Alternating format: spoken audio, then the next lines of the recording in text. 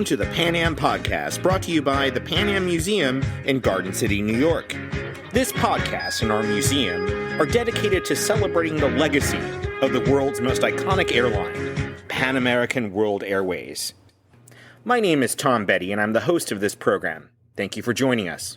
The Pan Am Museum Foundation is a non-profit organization. Please visit our website for more information at thepanammuseum.org.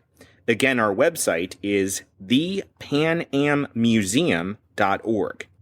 You can find us on Facebook, Twitter, Instagram, YouTube, and TikTok. If you are using Apple Podcasts, please consider leaving a review. It will help others discover this program.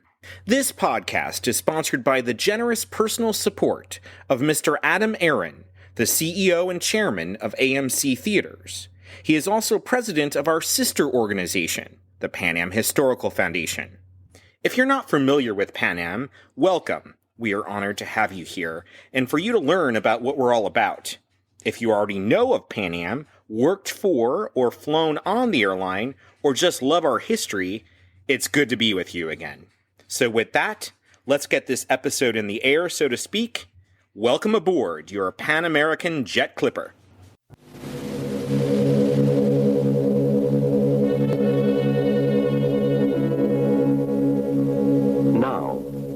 When you fly the flag,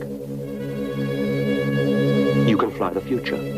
British Airways Concorde, the first supersonic passenger airliner to fly you at more than twice the speed of sound. Concorde has crossed the Atlantic in 3.5 hours, and now she will fly you to Bahrain faster than ever before. It's all part of taking more care of you, giving you what you need, first, best, and fastest. Fly the future. Fly the flag with British Airways.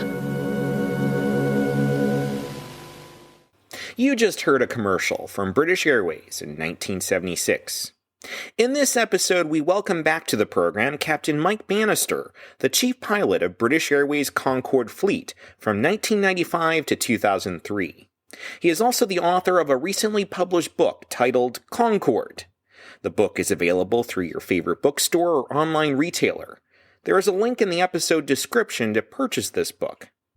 Also coming out to great fanfare in 2023 was a special Lego set of the Concorde designed to be built by adults.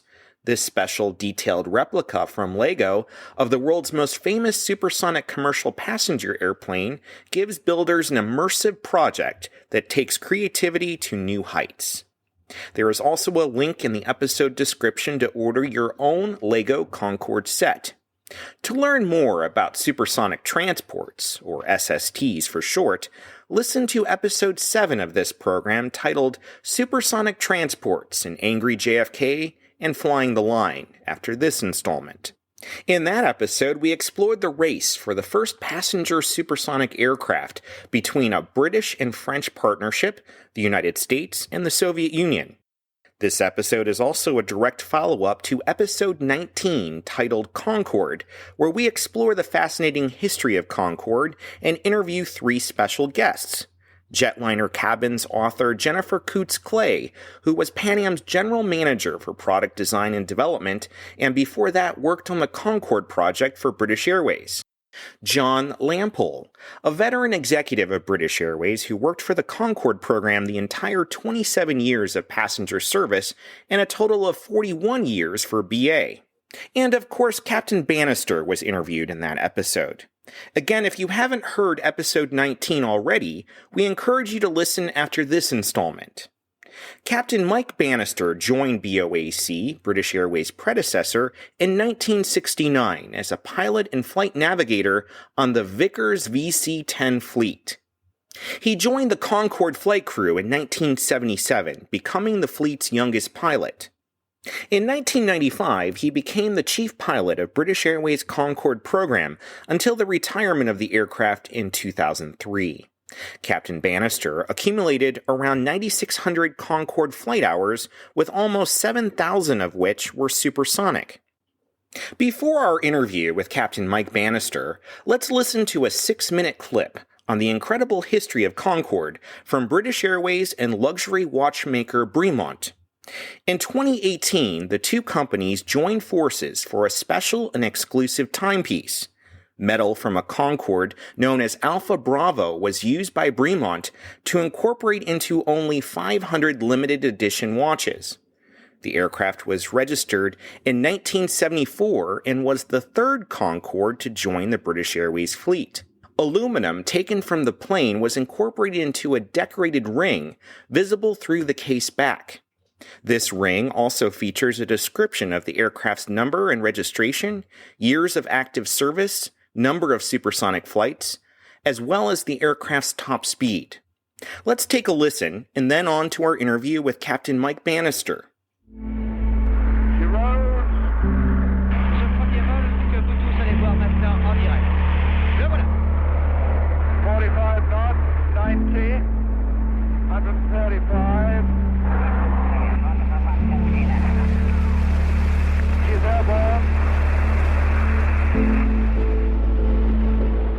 Over 2.5 million passengers enjoyed supersonic flight on Concorde, slicing through the stratosphere, 11 miles above the Earth's surface and at over twice the speed of sound, witnessing the curvature of the Earth below and the deep blue of space above. Rarely does a machine garner such affection, but during her 27-year service, Concorde secured a place in people's hearts. A design marvel, a message from tomorrow. Nothing in the world of aviation has rivaled her since. The Bremont Supersonic Chronometer marks the 50th birthday of this very sublime flying machine, an icon of British engineering. By 1962, Great Britain and France signed a treaty to develop a supersonic airliner. The result was Concorde. Concorde first flew in 1969. Her elegant design was worlds apart from the subsonic airliner fleet. Her delta wing with its swept-back curve was sculpted from one solid piece of aluminium. Over 5,000 hours of wind tunnel testing ensured the wing could generate lift at both low and supersonic speeds. Mach 2.2 was to be the safe speed her aluminium structure could withstand. At these speeds, her skin temperature would already reach over 90 degrees Celsius, and her airframe would stretch up to 11 inches. In 1962, when the Concorde was first conceived, the world had not seen a supersonic airliner. The only aircraft capable of Mach 2.2 were jet fighters, one-seater, two-seaters. They had very limited range, and they certainly couldn't take 100 people in comfort across the Atlantic. It really was an engineering marvel. Nobody had seen anything like this before, but even more remarkably, nobody has seen anything like this since. Her 24-foot-long nose cone was distinctive. Shaped like a bullet, it was designed to droop for landings and takeoff, enabling the pilots to see the runway. At high speeds, the nose was raised and a reinforced tinted visor slid up to protect the cockpit at supersonic speeds. Concorde's design was ahead of its time. She was drawn up on blueprints and early wing designs were tested using paper aeroplanes. Her prototype airframes underwent more testing than any subsonic airliner ever had. When Concorde was built, no engine was capable of accepting airflow at supersonic speeds. One of the challenges was to produce an engine that would give us enough power to take off and fly supersonically. They chose the Olympus engine that had been developed for other aircraft, but we vastly developed it for Concorde. It produced a lot more power. The roar of Concorde's engines became a familiar sound at London's Heathrow Airport. On the takeoff roll, the powerful thrust of her four Rolls-Royce Olympus turbojets pushed passengers back into their seats. Each engine supplied 38,000 pounds of thrust with afterburner, a feature usually found on military jets. For a pilot who loves flying airplanes, it was the ultimate, the real satisfaction right down to the very bones of a pilot to fly this wonderful airplane. Although it's so obviously beautiful, I think people really understand that it was a sophisticated piece of engineering. Everything was precision made. So much of it was international, but so much of it was British. And everybody feels a sense of pride that we actually did this. You know, the rest of the world couldn't, but it was done by those that brought Concorde to life. Concorde's aerodynamic design gave her an instantly recognizable silhouette. It is this iconic silhouette which has been incorporated into the beautiful mechanical movement of the Bremont Supersonic.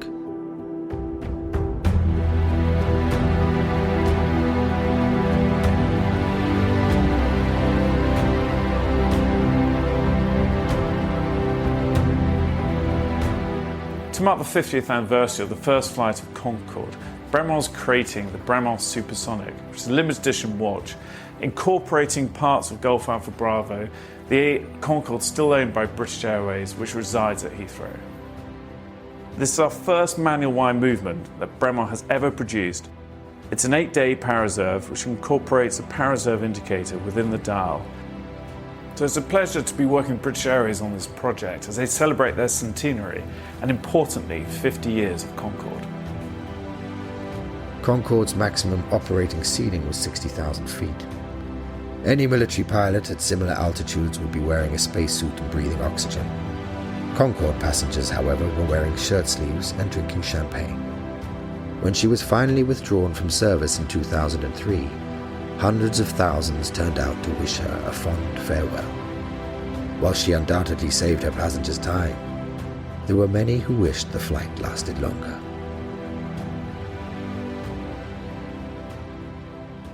Thank you for coming on the program, sir. Oh, it's a great pleasure, Tom. So let's talk about a golfing story on the Concorde. Yeah, Concorde was used for a whole bunch of special flights or charter flights in addition to its scheduled program. These special flights would range from a quick trip round the bay where you'd take off at one airfield and an hour and 40 minutes later land back at it, having gone up to 60,000 feet and twice the speed of sound, all the way to a round-the-world air cruise where you'd be going from five-star hotel to five-star hotel, traveling on Concorde for 23 days. It was also used for sporting events and, in particular, carrying the US golfers around the world, particularly between the UK and the USA. It was also used for the European Ryder Cup team in 1999, when they flew over to compete against the USA team. They took a flight to Boston, a special charter flight, which in itself was unusual. We rarely went there. And during the flight, Jose Maria Lafabal decided he'd have a go at breaking the world record for the longest putt. So he figured if he could putt a golf ball from the front of Concorde to the back, then during the time that the putt is rolling, the airplane will have traveled a long way at twice the speed of sound. And that's exactly what he did. So he putted from the front all the way to the back, and it went into the cup. The ball was moving for an amazing 26 seconds. And in that time, it traveled 9.2 miles, a brand new record, ironically beating the American Brad Fraxon's record from 1997, where he did something similar, but that was only 8.5 miles. The European managed to beat it. That's a great story. Let's go back to 2003, the final arrival at Heathrow of the Concorde. I understand that you landed in Heathrow. You and your co-pilot opened your windows and flew the Union Jack out of the window. But then something unexpected happened. Yeah, we were quite keen on flying the flags out of the windows. When we left New York, we had a Union flag flying out of one side and the stars and stripes out of the other, because we'd wanted to make the last flight a real celebration of the 27 years of successful supersonic flight for Concorde and British Airways. And also, the airport at Kennedy was very keen to give us a wonderful send-off. And to that extent, the airport fire service has arranged a water arch for us to taxi under, a red, white, and blue water arch. It was great. And we did that. It was very spectacular, and there were lots of wonderful photographs taken. Then off we go, set off for London. And I guess whilst we were in flight, the message had got across to Heathrow about what the New York Fire Service had done. So I got a message saying that the Heathrow Fire Service had decided to do something similar, that we would go under a water arch on arrival as well. Great, we can do that.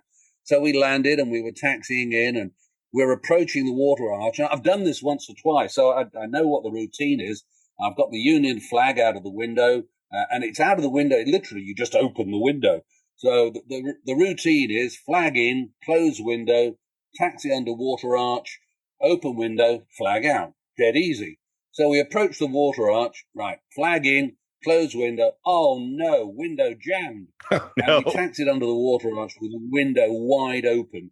and literally a fire hose amount of water came in straight into the flight deck window on the left-hand side where I sit, and I got absolutely drenched.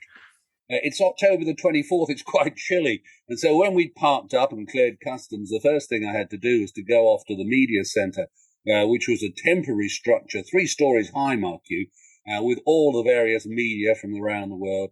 And the first interview I had to do was with Richard Quest from CNN, who I knew quite well because I'd done a number of things with him before. I knew him well enough so that when I walked up towards him, squashing across the floor with water coming out of my shoes and my trousers and my uniform jacket absolutely soaked, he could not stop laughing. He was absolutely guffawing, so much so that we had to delay the interview while I just stood there and literally dripped on the floor. And I don't think that shone through on TV, because I didn't see that at all when I watched it on TV. Such are the benefits of having a dark blue uniform, I guess. and a British stiff upper lip, maybe. That's a great story. That's a great story. How about celebrities and memorable passengers on your flights? We've had lots and lots of celebrities. Everybody perceives that celebrities made up a huge amount of the customers that travelled with Concorde. Actually, they didn't. 80% of the people were business people, but celebrities were notable. And apart from many, many members of the UK royal family, we also carried many politicians. We carried film stars, TV stars, a lot of whom wanted to travel incognito. And of course, what British Airways on Concorde offered was a certain level of discretion. Some not quite so incognito. Elizabeth Taylor was a famous one, and a particular flight back from New York to London was one of those days when we had very strong tailwinds, the jet stream. And this is in the early days when there was not a lot known about the jet stream. It's a very narrow tube of high-velocity winds that can sit over the Atlantic at about 50 to 55,000 feet. And its position varies. It goes north and south, and we now know that it drags weather systems with it. But in those days, we knew that it was around, and if we could find it and sit in it, we'd get some really strong tailwinds, 150, sometimes almost 200 miles an hour, speeding us up as we crossed the Atlantic. So it was a great tool for record crossing attempts. And this particular day was one of those days, and the circumstances were right. So I got onto the public address system and told the customers what we were doing.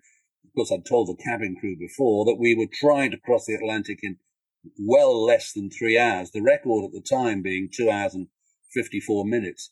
And we were going really well until about 2/3 of the way across the Atlantic. The jet stream swung away from our track and we dropped out of it. And it was clear, whilst we were going to beat 3 hours, we weren't going to beat the record. So I got on the public address system and told the customers what was happening and that we weren't going to beat the record, but it was still going to be a very rapid crossing, and thought nothing more of it until about 2 or 3 minutes later, the chief stewardess came up and said, "Mike, just got a message here from Elizabeth Taylor." I said, "Oh, yeah." She said, "If you're not going to beat the record, could you please slow down because she takes 45 minutes to put her makeup on?" Needless to say, we always accommodate our customers' requests, so we did slow down, but not a huge amount.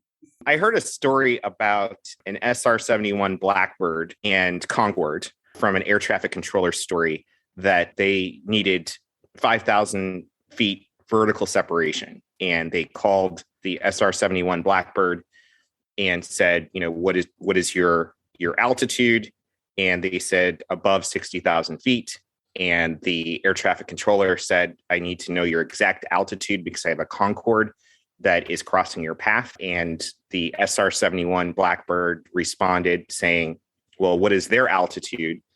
And they said 59,000 feet, and we need 4,000 feet vertical separation. Then they responded with a chuckle and said, "We're well above that," because at that time it was classified on how high the SR-71 Blackbird could go. Was that one of your flights by chance? Not that particular one, but I have flown at the same sort of time as a Blackbird. One of the special flights we did was to go out to Abbotsford for the air show there. It was a trip out to Vancouver, and we did some flights around Vancouver, and again, these short special flights taking off from Vancouver, landing back. And we sold those tickets to fund the whole trip and to enable us to go to the Abbotsford Air Show. And the Blackbird was displaying there as well. And we got to know the crew quite well. Obviously, there was no arrangement for us to fly together, and the air show was organized so that two main exhibits like ours were not contrasting against each other. We were flying at different times. But we went off and flew, and then we landed and they flew. And that was kind of happened for 2 or 3 days. And the third or fourth day, we were doing a flight, again, a quick flight out of Vancouver, back into Vancouver before the air show. And whilst we were out, we were up at about 59,000 feet. A flight engineer pointed out something up above us, way, way above us, that was contrailing. And we thought, well, that's got to be the Blackbird, hasn't it? I mean, we were up at 59,000 feet, so it's got to be the Blackbird. Amazing. We looked up, and the contrail out of it was a little bit unusual in that it was sort of pulsing. It wasn't a steady flow contrail. There was kind of a beat to it. Anyway, didn't think much more about that till we landed, and we went over and had a cup of tea and then wandered over to chat to the SR-71 crew, only to discover they had a technical unserviceability and hadn't flown that day. So when we told them what we'd seen and said, well, it must have been another Blackbird, they said, well, we're not supposed to tell you that there are no other Blackbirds in the area. And in hindsight, we think we saw something new and unusual. And the pulse contrail coming out of the back of it would be very similar to that would be made by a pulse jet. And there's been a lot of speculation since those days about whether the US had special projects and aircraft that have remained secret until this day. And in the back of my mind, I kind of think that maybe that particular day, we saw one of those. Whether we did or not, I don't know, but it was very interesting. When we told the Blackbird crew, they were just as interested as we were. Fascinating. Question for you. So after 2003, after the Concorde was retired, did you continue flying? If so, how was the transition to subsonic aircraft? By the time that Concorde retired in 2003, I was also the general manager for all British Airways short-haul and medium-haul aircraft, so the 737, 757, 767, the Airbus family, as well as Concorde. And so when Concorde had stopped, I figured I'd go fly one of my short-haul airplanes, probably an Airbus. And I was kind of making plans to do that when I got a call from the boss who said, Mike, I'd like you to look after Gatwick as well. So British Airways had a main operation at Gatwick, and the idea was that I would look after the Heathrow operation 3 days a week and the Gatwick operation 3 days a week, which, if you work out, is 6 days a week. I only get a day a week off, but hey-ho. He said to me, and before you ask, there's no more money. So I thought, why am I doing this? Well, the main reason I did it was going to be good fun and a new challenge and a new operating environment. So yeah, why not? So I swapped flying Concorde for driving my car around the motorways between Heathrow and London. And that was interesting, but it wasn't like the real thing. So I carried on flying small airplanes. I'd actually got quite a long history in general aviation. I had run an air taxi company in the 80s and 90s. I'd flown for the UK Army parachute team, the Red Devils. So I'd got a lot of general aviation experience. So I carried on doing some of that. And our daughter Amy was getting older and older and getting more and more interested in aviation. So I'd take her along with me. Fast forward 10 years and Amy graduates as a commercial pilot. And she now flies for a major airline in the UK. And now she takes me flying. And so I jump into small airplanes, and she's the pilot in command, and I'm the co-pilot, and we go off and tootle and enjoy ourselves. So yeah, I still fly to this day, and I also fly the Concorde simulator, which is at Brooklands. It was the very simulator that I and all my colleagues learned to fly on and did our regular checks on. It was moved to Brooklands in a terrible state because it had been completely surrounded at Filton at Bristol, where it was housed. It had to be cut out of the cell. But the team at Brooklands put it back together, and now it flies just as well as it ever did. It's actually a real Concorde flight deck, not made to look like one. It really is one. And members of the public come and fly with me or with my colleagues, and we've had all sorts of people, from an 85-year-old lady who had never flown. I don't mean never piloted, she had never flown, all the way through to a pilot coming all the way from Boeing in Seattle, just to fly the Concorde simulator. So, yeah, I still get the buzz and still get the enjoyment of flying and still get the expectation of looking forward to doing just that. Let's talk about your daughter for a second. So you have an aviation legacy that you left. How does that make you feel? Oh, absolutely delighted. Most important, of course, is that she is happy and she's doing what she wants to do. And my wife and I never actively encouraged her to take up being a pilot or being in aviation, although both of we were. But obviously by osmosis, it kind of gets its way into the system. And she's very much her own person. She doesn't want to be in her parents' shadow. She wants to follow in her parents' footsteps until she makes her own path. And that's great. And I absolutely love it. And she is very happy and she's really enjoying it. And we occasionally go on flights where she's the pilot. And of course, needless to say, being a very proud parents, we just sit there smiling all the way with our chests puffed out, thinking that's our daughter. It's great. I love it. That's great. Let's talk about Pan Am. What is your opinion of Pan American World Airways and the what if Pan Am did not cancel their Concorde order? What would you speculate about what would have happened? Pan Am was a great airline and one that we in British Airways and before that the OAC highly respected. Of course, they were competitors on many routes around the world, but on other routes they were complementary. We would occasionally meet up with their crews and socialize with them so that on the social level we'd get in. Clearly on a competitive level, each was trying to always be a little better than the other, but it was a friendly competitiveness and one underscored by much mutual admiration and appreciation for the technical nature of their operation. I mean, Pan American technically were a very good airline, as were BOAC and British Airways. So there was an aviation kinship. It was terribly sad when the accident in Lockerbie came about, and that was partially to bring about the downfall of Pan American, something I was very, very sad about because I had personal friends who were flying for Pan American at the time. But before that, of course, Pan American was one of the companies that had expressed a serious interest in acquiring Concorde. At one point during its project development in the very early 70s, there were over 230 aircraft orders and options placed for Concorde by airlines around the world, of which Pan American was one. And it looked at that stage that the Concorde program was going to be very successful worldwide. But then two fundamental things happened. First of all, there was a major fuel crisis and a major fuel price hike in 1973-74, where the price of fuel doubled practically overnight and the price of crude oil went up. And airlines were faced with a choice. What do we do? Do we use the fuel that we can now afford to buy, which is probably about half of what we could afford to buy before? Do we use that to fly this supersonic airliner with 100 passengers on board? Or do we use it to fly this brand new Boeing 747 with upwards of 400 passengers on board? Ironically, crossing the Atlantic with a full Concorde earned marginally less than a full 747, but earned quite a bit more money for the company. But they were thinking ahead and thinking about the future and generating and maintaining strong customer bases. So it's more or less a no-brainer that keeping 100 passengers happy was not as desirable as keeping 400 passengers happy.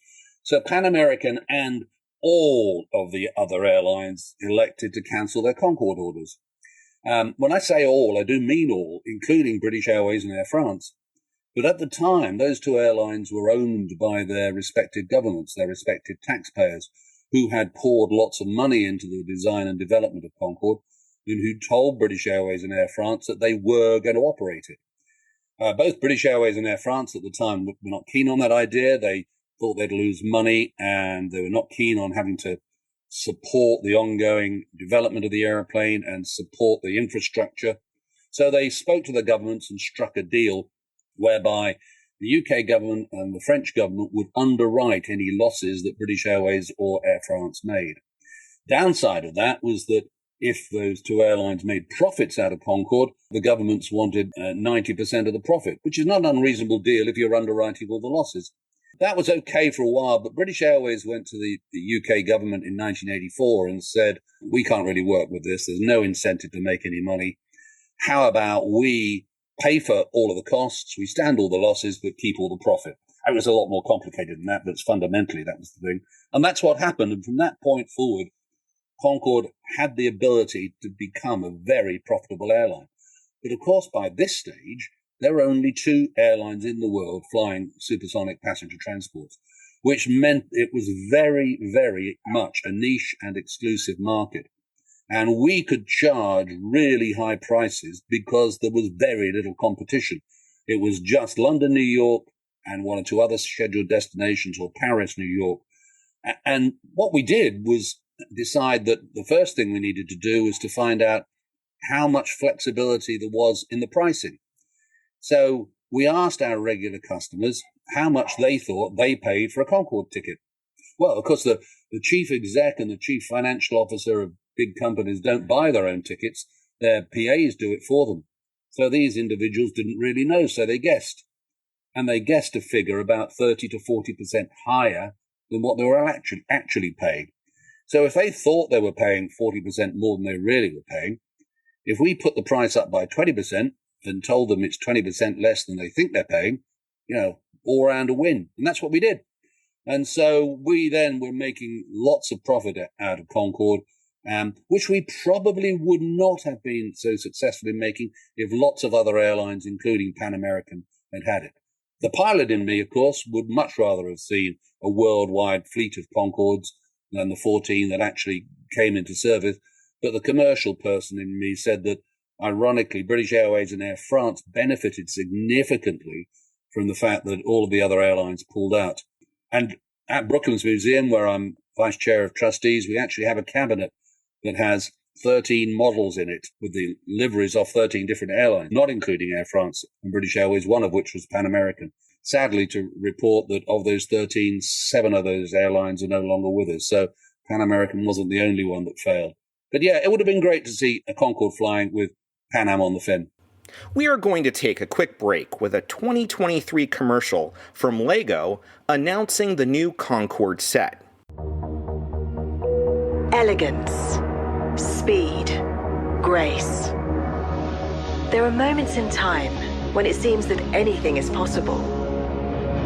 Presenting an icon of supersonic travel, a marvel of engineering, reimagined in Lego bricks. The Concorde crossed the sound barrier as it crossed the Atlantic in 3.5 hours. Less time than it will take to build and enjoy this majestic wonder of aviation. The new Lego Concorde. Adults, welcome on board. Welcome back to our interview with British Airways Captain Mike Bannister, author of the book Concorde, now available at bookstores worldwide. Looking at Pan Am history, like in the 1960s, Pan Am viewed supersonic aircraft as the future.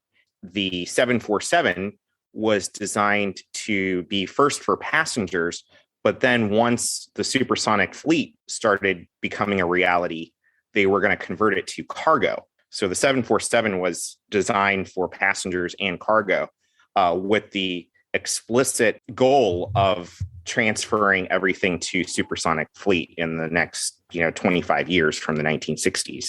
Unfortunately, that didn't happen, but it's certainly fascinating to hypothesize. Yeah, and of course, it's kind of in people's minds now in that the next generation supersonic aircraft, and my glass is always half full. I think there will be one. I happen to think that Boom Overture is a very strong contender. And the concept is that it will get into service, it will provide a supersonic service at an attainable price, and it will start taking some of the premium traffic from subsonic aircraft. So that concept of the premiums flying supersonic and the non-premiums flying subsonic may well yet come to pass to a certain extent. Certainly on the high-density routes where there is a lot of business traffic. Clearly, it doesn't make sense to pay a huge amount more to travel twice as fast if you're going on holiday. It might be a very enjoyable part of your holiday experience, but if you rationalize the cost, maybe that's not the way to go. But certainly for a business person, time is very much money. And even in these days of remote conferencing and video conferencing and all talking to each other across the world by computers, the real import of face-to-face communication and face-to-face business is still there. I recall once years ago, this was past the Gulf War, when a lot of people had stopped flying, talking to a particular regular Concorde customer who was back flying with us, having had a period of working remotely because nobody was flying post the Gulf War. And I actually said to him, you're back flying, which is great. We love it. But surely, video conferencing enables you to do things without having to travel. And he said, well, yeah, for the low-level stuff, we can do that. I'm going to New York, potentially to seal a multi-billion-dollar deal. He said, I want to be there. I want to look the other parties in the eyes. And before I sign, I want to see whether the perspiration breaks out on the other guy's forehead. And I want to see who's pulling the strings. And I can do that by going to New York and back in a day. He said, it's a no-brainer. The Concorde cost is absolutely nothing compared to the cost of getting this deal wrong. So I think people will continue to aspire to travel quickly. And I'm a great believer that is the destiny of air travel. And it always has been. The human race has always wanted to travel faster. How does it make you feel that you were part of the next generation of aviation aircraft? I'm very proud of that, and I'm very honored and privileged to have been part. The 7-year-old boy who wanted to be a pilot had dreams of becoming a commercial pilot, and as those came towards fruition, increased dreams to be a Concorde pilot. And that all came to pass. And I was lucky enough to have 2 bites of the cherry, two times on Concorde, one as a co-pilot, instructor, and then came back as chief pilot. And, when you think about the vision that a 7-year-old kid would have, if you told that 7-year-old kid that one day you'll end up not only as a Concorde pilot, but as the chief pilot responsible for the flight operations of the entire fleet, and you will fly the airplane for 22 years, and you will get more Concorde flight time than anybody else in the world, and that you'll have more supersonic flight hours than practically any other air force in the world, he wouldn't have believed you. But he'd have been a very happy little lad, thinking it was at all possible. Just like I'm a very happy little old man thinking I've been fortunate enough to be part of it. And hopefully the legacy that Concorde has left, not my legacy, but the legacy that Concorde has left, is still in the forefront of lots of people's mind. It is quite amazing that now, as we talk, there is not a child in the world that has seen a Concorde fly, because it's over 18 years since Concorde last flew. So there's not a child in the world that's seen a Concorde fly, and yet I know, particularly my experiences at the museums around the world that have Concorde exhibits, that children are absolutely fascinated by the airplane. They're fascinated by its shape, they're fascinated by its style, and fascinated by what it could do. So if we can continue to inspire children and young people about the art of the possible, anything can be done. I have a couple young people that work in my office. At lunch the other day, I was talking about how, I was talking to you. They said, well, what is a Concorde? And I said, you don't know what a Concorde is? And they're like, no. And instead of being like, oh my God, how could you not know? It's an opportunity to educate. So I pulled out my phone and I showed them a picture, and they said, that's a plane? And I said, yeah, let me show you this video. And they're like, that is the most beautiful looking plane I've ever seen. So now they're learning about Concorde because the image is so striking. Yeah, the psychologists tell us that one of the reasons for that is it appeals to both sides of the brain. It appeals to the left side and the right side. It appeals to the artistic side and the technical side. People realize it is beautiful, and they also appreciate what it could do. And so, it has always been one of those aircraft that everybody always looked up at when it flew over.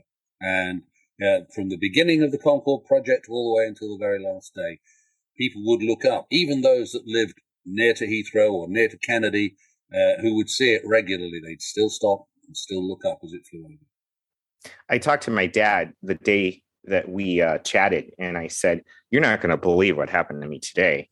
And he said, well, what happened? And I said, well, I was 6 years old, and he took me to the Cleveland Air Show, and we saw the Concorde. He's like, oh, yeah, you were totally enamored by that plane. And I said, well, I just talked to the guy that was flying that plane that day in Cleveland. And he's like, wow, that is like fate. Well, it is kind of, isn't it? It is fate, yeah. 2.5 million people flew on Concorde with British Airways. So it's not that unusual for me to encounter people that have flown with BA on Concorde and quite often with me on Concorde. But what I find amazing is still the general level of interest about Concorde amongst the aviation population, the technical population, and the non-aviation, non-technical population. People are still fascinated with it. I expected there still to be an interest because it was unique and it's very special, so you kind of expect there to be a lingering interest. But the level of the interest is still far more than I ever anticipated, and it still amazes me to this day how many people are still fascinated by this wonderful aircraft so many years after it last flew. When I interview Pan Am pilots, I ask them to do something for me. Sometimes I use it, sometimes I don't, but it's kind of a cool little thing. Can you, as Captain Bannister on a Concorde, can you give us some cabin announcements as if you were on the plane? I know that the Concorde program, you had very specific announcements at specific times during the flight.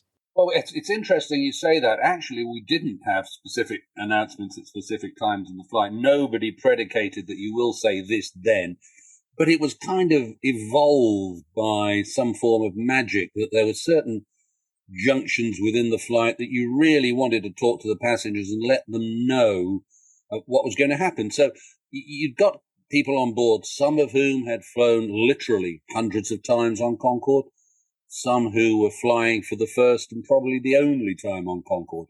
So you had to find a way of talking with the customers that entertained them, fascinated the people on there for the first time, but at the same time didn't bore to death those that had heard something similar. So there was no predicated way of doing it. We all did our own thing.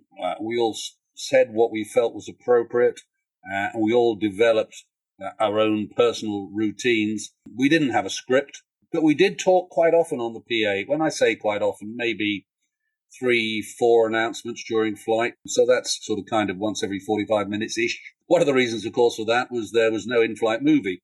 You didn't need an in-flight movie system on Concorde, and there was very high quality in-seat sound, but no movie, because by the time you got on board and you'd had an absolutely fantastic lunch or breakfast occasionally dinner, you'd be 3/4 of the way there. So there wasn't really time for a movie.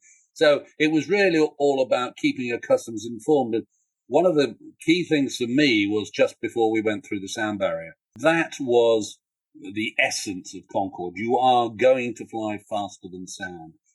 And a lot of people had the perception that was born out of some of the post-war black and white movies, that flying through the sound barrier was very dangerous, that the airplane would vibrate and shake, and that it was very difficult to do, and the pilots who did it were really heroes and all that stuff. Well, of course, post-war, that was actually true. The airplanes did shake, and the people that did it were heroes. But the fantastic designers that put Concorde together had made it so that the passage literally through the sound barrier was totally sensation-free, which is one of the reasons we put indicators in the cabin to tell the passengers what speed we were at and what height we were at.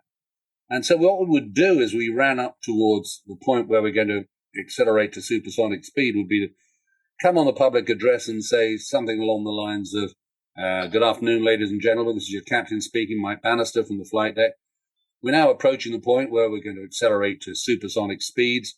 We're currently traveling at Mach 0.95, 95% of the speed of sound, some 150 to 158 miles an hour faster than an ordinary subsonic jet.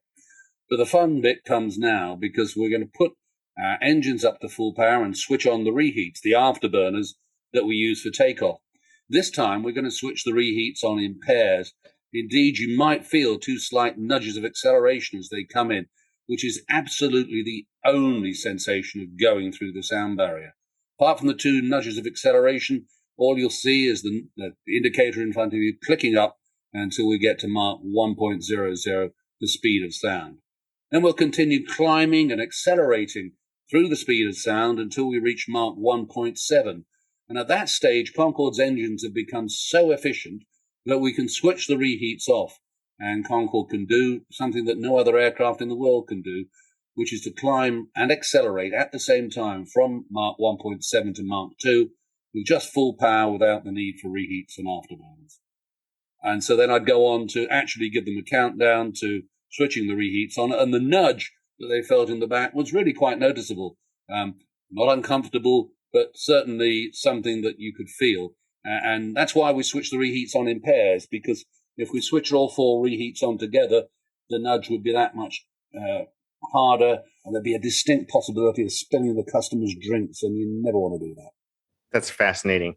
Anything you'd like to add about Concorde? There's another couple of people that I met that might be of interest. Sure. So I'm a great ballet fan, and I fortunately had the opportunity once to have Rudolf Nureyev flying as a customer.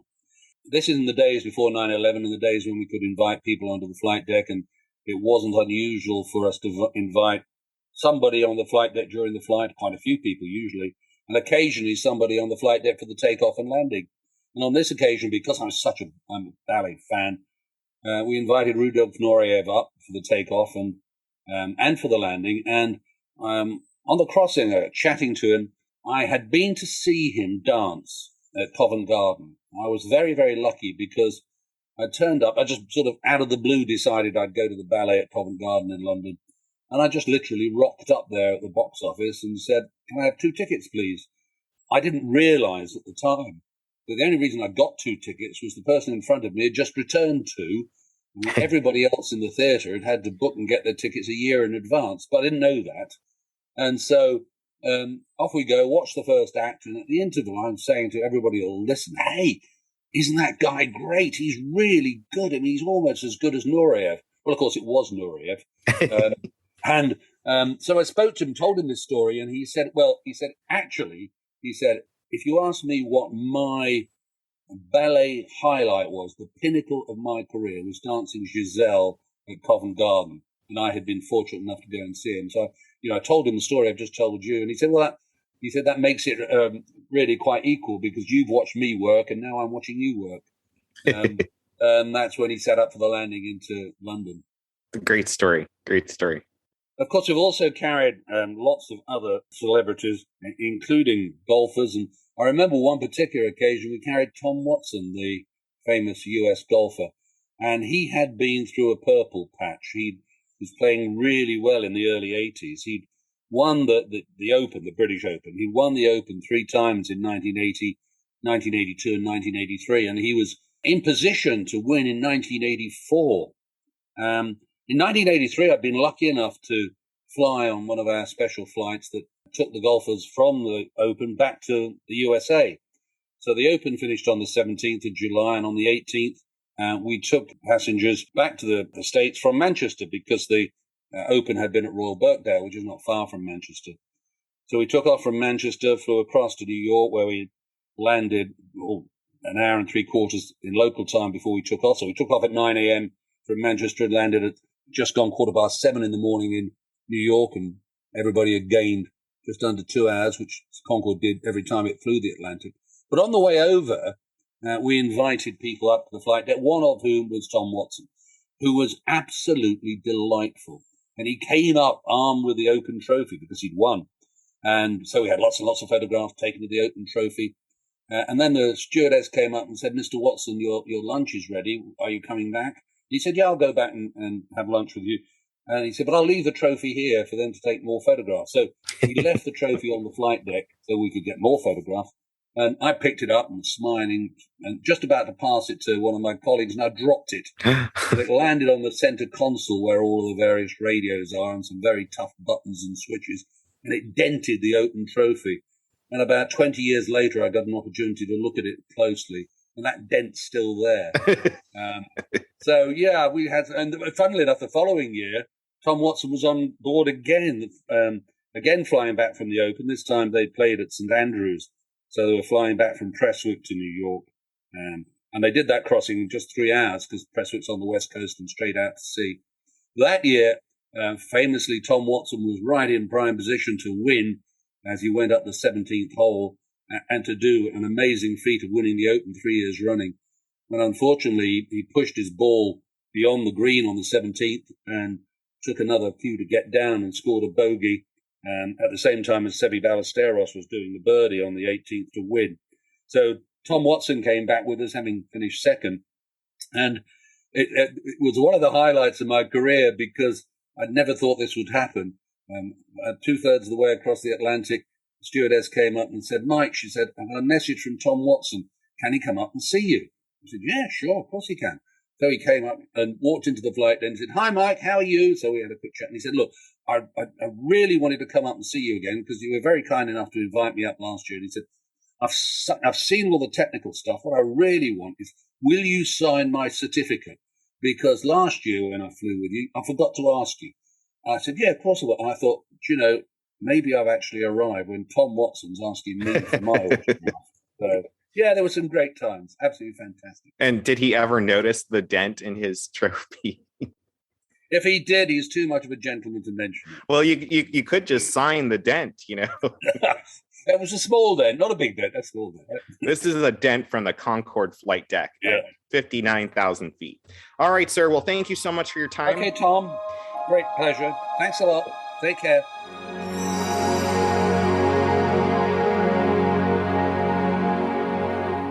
Pan Am was a pioneer in air travel and still stands as one of the most iconic and innovative airlines in aviation history. That legacy lives on at the Pan Am Museum in Garden City, New York, where you can explore the rich history of the aircrafts and individuals at the heart of the company known as the world's most experienced airline. For more information about the Pan Am Museum, check out our website at www.thepanammuseum.org. You can also find us on Facebook, Twitter, Instagram, YouTube, and TikTok. As was once a tagline in one of our commercials, we would greatly appreciate your support to help the Pan Am Museum continue making the going great. You can also support the museum by shopping on our online store for all things Pan Am, accessories, apparel, jewelry, books, models, and posters. We want to hear from you. If you have a question for us or want to share your story, our email address is podcast@thepanammuseum.org. We are going to close out this episode with a special 2017 tribute from British Airways to celebrate their aviation heritage with a song composed by Helen Jane Long called The Aviators. As flight crews once said to passengers departing for their destinations around the world, "Thank you for flying, Pan Am." Those first young men were the pioneers, the aviators, building superhighways in an unknown sky, leaving wives and children in their snug homes with just a kiss and a promise to return, roaring into the clouds to battle wind and stars. Their safety systems built of brain and heart. They landed where there were no lights, transforming strange names from tall tales into pictures on postcards home. And those next young men, traveling further, faster, higher than any in history, are the ones who followed them, who skinned the edge of space, the edge of heaven, the edge of dreams.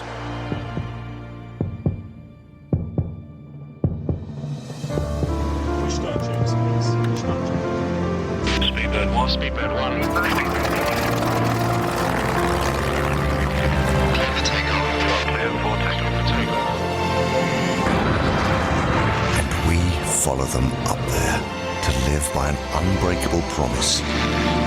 The same 4 words stitched into every uniform of every captain who takes their command. To fly, to serve.